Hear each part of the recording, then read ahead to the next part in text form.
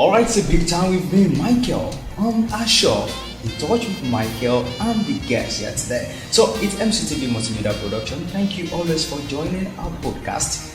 I love you, I love you, I love you always. So you're welcome again to another episode of The Touch with me, Michael, and my guest. Yes, guess what? Today we have a mother in the house, the mother, the wife, and she has a lot of potential and how to be qualified as a good mother. Yeah, so let's welcome my mother, your mother, Mrs. Ajibola. Thank you for coming on my show today. Yeah, good afternoon. You're welcome. Yeah, how's family, how's work, how's business? Bless God. God is You look so gorgeous. Thank you very much. God be the glory. Oh, you brought me your spec. To God be the glory. Yes, thank you for coming on my show today. This is The Touch with me and my guest. We have a lot of people that will be coming on my show. We discuss sensitive issues in our country, in our state, in family, in religion, in all ramifications. This is how we do it all the time. And I hope very well today you are going to do a justification to the topic we are about to treat today. I'm glad to be part of the show. Thank you very much. So today we are talking about family now. Family. When we are talking about family starts from a particular background. It's actually a foundation. So before we build ourselves, before you build yourself to become a mother, it actually starts from somewhere. So we are talking about how to approach and how it becomes a wife and a husband. Shall you understand? So, and I know you are an experienced person. You have passed through that stage. So let me ask you from this angle now. How do you discover your marriage? Thank God. Very good question. I work. Let me start from where it started from. I used to work in the bank. Wow. And in the lorry, to be precise, that fateful day, if I'm not mistaken, it was a Monday. And a man just walked up to me. I was in the counter as a teller. A man just walked up to me and asking question about the transaction, whatever. And after giving him what he required, he, instead of him going, he decided to stay. I now asked him that, do you still need any other help? He said no, that he just like to talk to me, like to see me. I said, wow, this is wonderful. I used to have one of my colleagues then. That one said, what is happening? Sister Tope, have you not attended to this man? I said, I've attended to him, but he's saying he's still waiting. I remember what that my friend says, that Cholowo lowo. That's the first question. I said, well, I don't know. This is the first time. And he refused to go. Then after, I think a week or so, he came back again. Virtually, he opened his account. So he came back again. To cut the long story short, that's what he did. That's how you started the conversation. He came as a copper. Okay, he's a copper to serve. To serve. So he was trying to open an account where his students will be renting. But fortunately for him, and fortunately for me as well, God brought us together. So, okay, from your explanation now, let me chip in this way. You said you just come and pass that information and you render the help to him. So, does that determine that he should be your husband? Well, it's not all that happened that way, but where the miraculous happen, do you understand? So I've seen so many people that said they met their husband at their place of work. So I believe, because for that to happen, I believe it was a destiny that has been packaged. That you, both of you should come meet each together, other. we meet together, because I work in the bank. He came from Lagos to come and serve them. Okay, so let's now go straight to, we have some questions here that people have sent that question. So we ship in, we use your experience, and we go align with the question. So the first question is that what factors should we consider in choosing partner? What are the factors that we need to consider before choosing our partner? The factors to consider when you are choosing a partner: number one, your character. Character, relationship. Are you getting me? Relationship goal. What are the goals that person? You must have. Okay, the wife or the husband? Whether the guy or the guy, yes. Okay. You must have relationship goals. Sometimes when people comes together, the first friendship they develop is telling each other their goals, what they want to attain in life. So when you are getting into a relationship, you discover that those are the things that will begin to come first. The character, the goals, emotional. Must be emotional. Yes. And you talked about money the other time. Money. You said your friend said show low. Well, some ladies, they believe, that one is just a joke. Okay. It's just a joke. How much will a copper earns? Are you getting me? But that one is, my friend was just cracking a joke. Yes, but I discovered that these days, in this present contemporary, some relationship, especially the girls, tends to look after money. And money is not everything, because money will go. Okay, imagine that first time you saw that man. The way you saw him that day, do you get attracted? No. I just a friend who's come, somebody who wants attention. Okay. And because I'm a when you now see his intention, now you have understand his intention now. So by the look, by the physique, do you like the physique? Yes. One thing, I usually like the physique of somebody who will come to me. I used to have one of my friends when I was growing up. The person is short, and I'm short. I can't marry somebody who is short. Oh my God! As well, do you understand? Okay. So that one discouraged me, in fact, from having any further relationship with such person. So I actually have what I want in a man. Do you understand? So what are the things you want in a man? Number one, a man must be educated. One, a man must have good character. Two, a man must be friendly. Three, be able to communicate. Good. Yes, those are the things. But you don't attach money to it now. No, I did not attach money. You didn't need money. I need money, but that's not the first thing. Okay, that does not attract you at all. Okay. The physique of that person, the look of that person, the character of that person, friendship, on the friendship level. Do you care about color? Black or? No, I don't care about color. Any color? No, I don't care about color. But now in this contemporary time, we have a lot of ladies that will be like, I need a tall, dark guy that is tall very well. Well, I would say that is what they want. But what they want does not necessarily mean what God wants for them.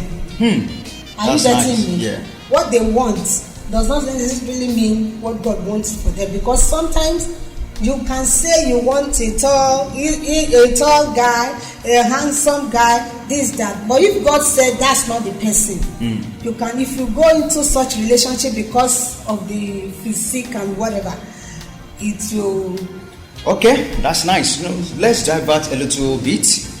Does age determines in relationship? Yes, age. It depends. You see, Like myself and my husband, we are just 3 years older than each other. My husband is older than me with 3 years. And I see relationship where some are 10 years older. Are you getting me? So it depends on the person.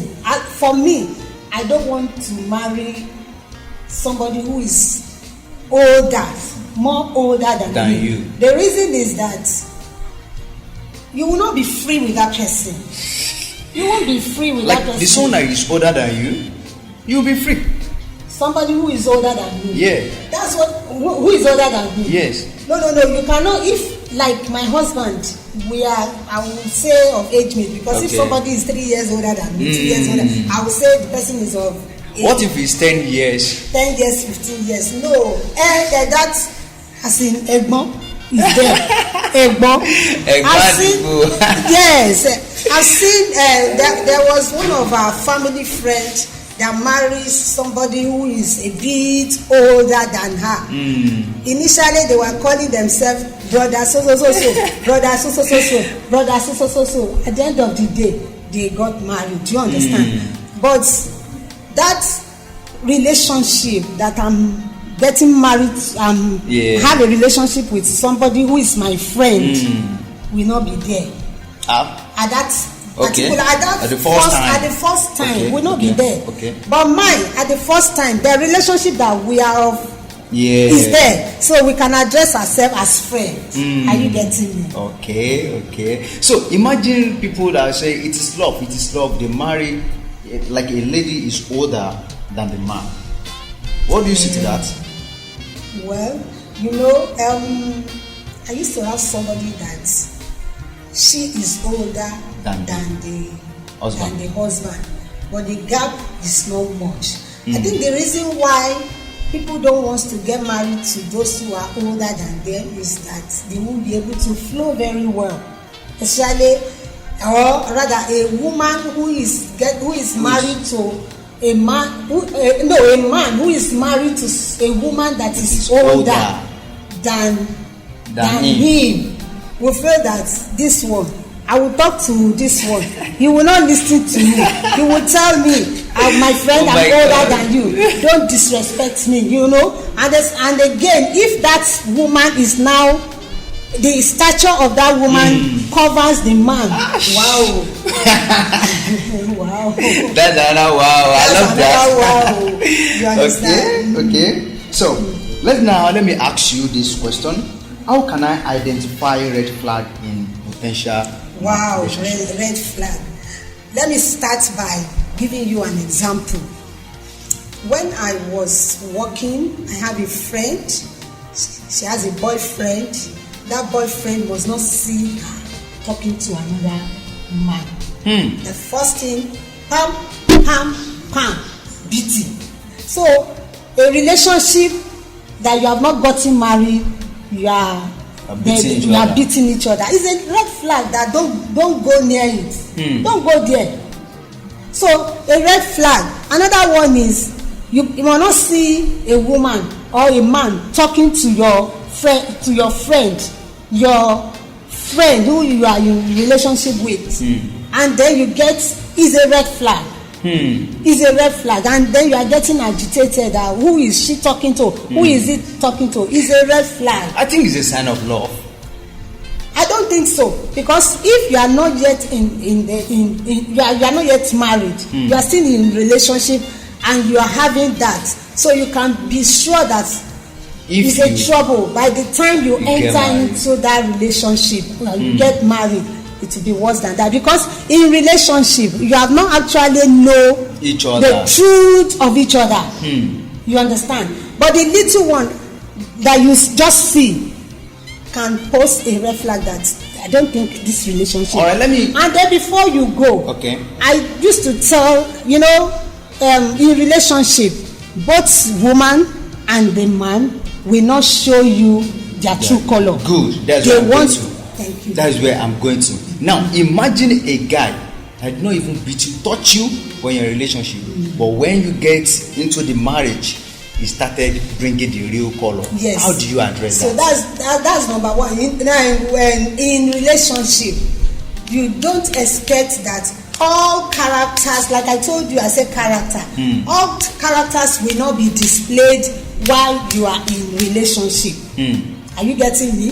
So when you are married, you begin to see all those characters, another new things. That's why we said before you go into marriage, you have to pray very well.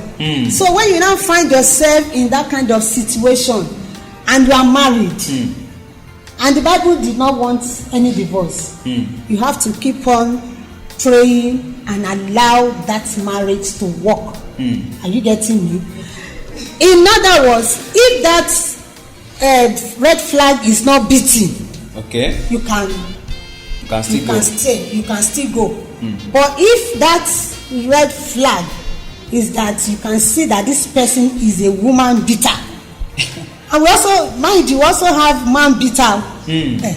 So if it's not going, then you can go ahead. But where that is in the relationship, is a red flag of trouble that you have to run for your life. So let me digress again back to your story. You are talking the other time about how you met your husband at the bank and you started talking friendship like that. So at that stage, should I put it this way? How do you get to know each other more? Do you used to go to his house, or he comes to your house? Yes, he goes to my house. He comes to my house. Then I also go to where he serves, because where he serves, we have a lot of coppers.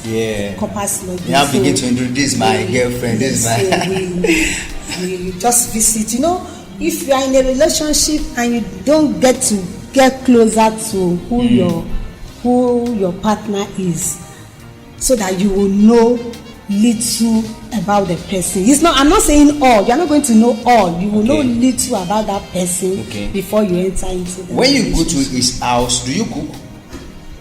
Well, because we have a lot of what do you call the coppers around there. Of course. So initially I wasn't helping. I'll just sit down. Are you getting me? Then after a while I said, well, let me just. It's not only him. Let me just do it for everybody. And as soon as I'm done, I've gone. Okay, you don't sleep over? No. Is it bad for you to sleep over? It's bad because you are not married yet. Okay. You are not married yet. Do you understand? And then in life, especially the old generation, they don't find anything bad in those things, especially when you are not, it's only when you are, if it's because you are a Christian, that's what we're saying is bad. Okay. But if you marry as an unbeliever, you will not see anything that is bad in it. And again, if you marry as an unbeliever, if your culture or you are being taught very well at home, you will know that there are some things that you don't do, there are some things that you do. All right, thank you very much. I hope you are enjoying our conversation with Mrs. Ajibola. Very soon now, we are going in another dimension. Thank you. Just keep on liking, comment, and drop your question at the comment section. No, back to you again. So, after you guys have now interacted with each other, what is the place of God in your relationship? Well, I want to tell you that when I got married, I was not yet a Christian. Good. Do you understand me? Okay. So, the rites that we're supposed to do, was done. Are you getting me? But after we got married, we have to, as husband and wife, you don't know yourself all in a day. Then little by little, you begin to know. You begin to study each other. Are you getting me?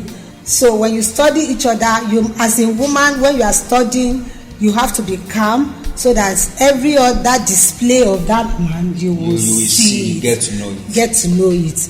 But I want to give you an example. When my daughter was about to get married, in fact, when they were single as a Spencer, I used to tell them, I was not a Christian, and then I don't know so much. But now that I'm a Christian, I show that training, that counsel, I must give to them. So the first thing I told them is that when you enter a relationship, test the character of that person. Because when you are in that relationship, the man wants to make himself a very humble, package man, a perfect man. There's no. But a woman used to do that. They package a lot. Yes, woman also package. Yes, but men package. I don't want to have any issue and so on and so forth. I told them that before you know the temperament of a partner you have to test. You have to test it. Things that he does not like, say it and see his reaction. Whether it's going to be a man beater, you will know. A woman beater, you will know. That's Are you getting me? That's so good. when you are into a relationship, you have to calm down to see who the person is. And then, in relationship, the man that comes to you wants you. Are you getting me? That does not mean that after you, he might not still have another do you understand? That one is always there. You should put it at the back of the mind. Yes, put it at the back of your mind. But when you marry right from the church, I believe that with the counsel and teaching of the Bible, even if that person has the tendency, I think the counsel and the teaching and the fear of God will reduce those things, and they eventually will stop. All right, thank you very much. So let me go to these aspects. Does our town, states, our mothers then be like, don't marry from this state, don't marry from this culture, don't marry. Are those things necessary? Well, and sometimes the old parents feel it's necessary. It's like, let me give you an example. Of they said in the period of war. I don't know, but it was a story. It was a story that in the period of war, that we see the Hausas, the Igbos, they were against each other, and to the extent that the Hausas were killing the Igbos. Are you getting me? And then the Yorubas too also have their own aspect. For that reason, the Hausas, the Yorubas, especially the Yorubas, they don't want their children to marry an outsider. And then the Igbos too don't want to marry an outsider. The reason is that they have seen so many things that the Yorubas or the Igbos might have done sometimes ago, that we say, no, I'm not going to allow. Especially the Igbos, they believe that the Igbos, when if anything goes wrong in marriage, they will, whoever is not from that side, they suffer them. And we also have it in Yoruba. We also have it. I'm not sure of that of Hausas, but I'm sure of the Igbos and the Yorubas. If you marry, if you are Yoruba, if you are another language, and you marry Yoruba, they will make sure that they get another woman for that man. Are you getting me? Even people that travel abroad, if they go there to marry a white in this Nigeria, they will still marry another woman that is from their town and give to them. So that's but the issue is that allow your child, your girl or your boy to marry right, to marry somebody that he or she loves. Love is very important. Relationship that has no love, whether you marry your town person or another town person, it will not work. Wow. Do you feel if God is saying yes and your parents are saying no, how do you match that together? It's a very difficult situation when you want to get married and your parents are saying no, is a red flag. Sometimes they say the parents see ahead, especially if they see a character in that particular partner. But God is saying yes. And God is saying yes. All that you need to do is to pray. Pray. And if you are a man or a woman, go back to your parents and let them see what you see and what God is saying. Try to bring them into that relationship. That this thing that you are saying no, please, this and this is what I've seen. Have their blessing. Let them embrace it. Because if you go and marry ahead, if you go ahead and marry that person, and at the end of the day there's issue, they will back. They will back up. But make sure that you let them know. Let them know and let them pray ahead. And support you, so that the marriage will work. So what is your advice for the upcoming youth that are going into marriage? Yes, my advice to them is that no man is perfect. No woman is perfect. You cannot get all the character. You cannot see all the character of your partner at once. When you get married, you begin to see all kinds of character gradually, and then what you need to do is that you complement.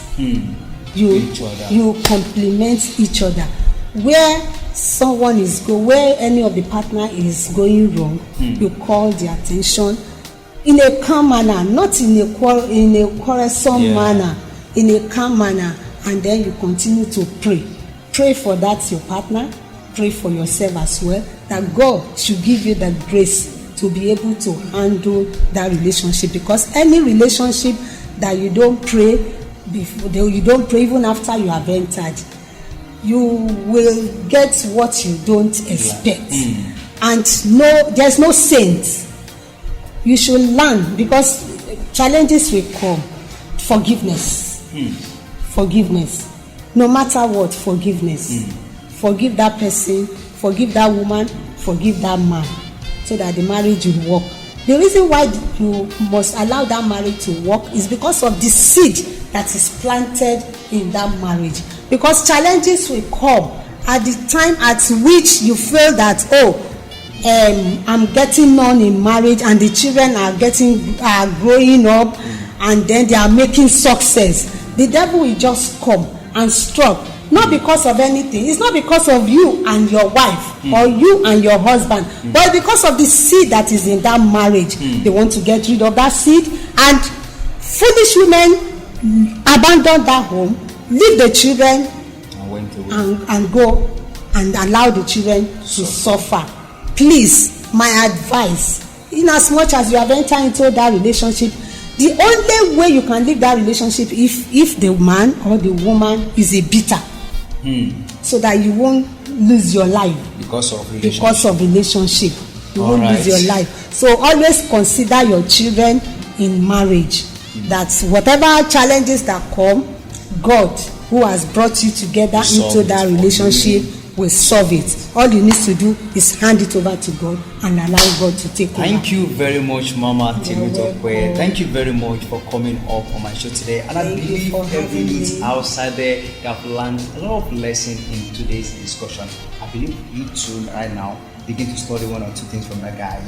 Study very well, put him into test, put that lady into test before you get married to him or to her. So thank you. Next time we call you, hope you were able to show up on our show. I'll be glad to be. Thank you very much. So till the next time will be Michael, and by the next guest. See you.